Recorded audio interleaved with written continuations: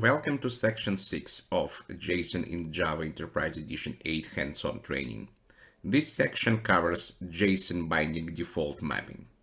In this section, I'll explain what JSON-B default mapping is, and we'll learn about rules it defines for mapping of basic and JDK specific types, arrays, list, collections and enumerations, date-time types, JSON P types, generic types, classes and class fields. We'll also study default fields ordering and default fields visibility policy. Let's get started. Here is the first section 6 video, default mapping overview. In this video, I'll explain what default mapping is, what's its scope, and how to create JSON-B engine with default settings. The first question comes is, what is default mapping? It's a set of rules used by JSON-B engine by default. By default means that the engine is created without any configuration passed and no customization annotations defined on classes. JSON-B is designed to provide defaults designed to maximize interoperability. These defaults follow iJSON profile. iJSON is a short for Internet JSON, which is a restricted profile of JSON designed especially for this purpose.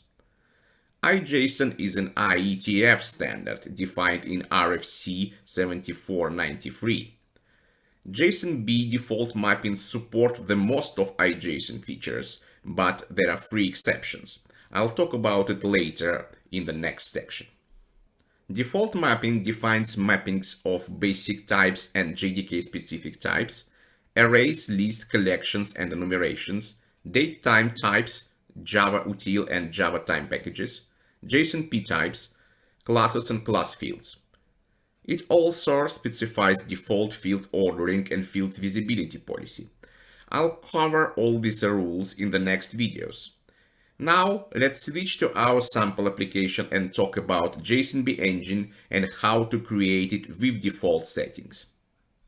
So now we are in our sample application, and the first thing I'm going to do is to explain what is JSON-B engine, which I mentioned sometimes in this video. JSON-B engine is class called JSON-B, javax.json bind. It looks like this, and this is the main class you are going to work in your application.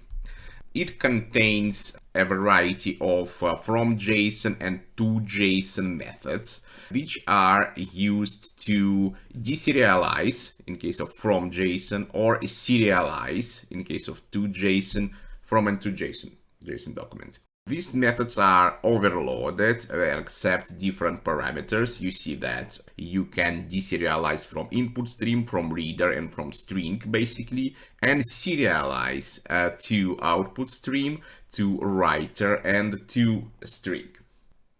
Now let's go back to our application, and I will demonstrate how to create JSON-B engine with default settings. And it's very easy. So JSON-B engine is created using JSON-B builder class, JSON-B builder.create. That's it. This is just one line of code which creates JSON-B engine with default settings. So now you can do something like JSON-B to JSON and pass there something like integer value of 1000, let's put it this way, and you will get some result, but we will talk about it in the next video. It was an overview of JSON-B default mapping.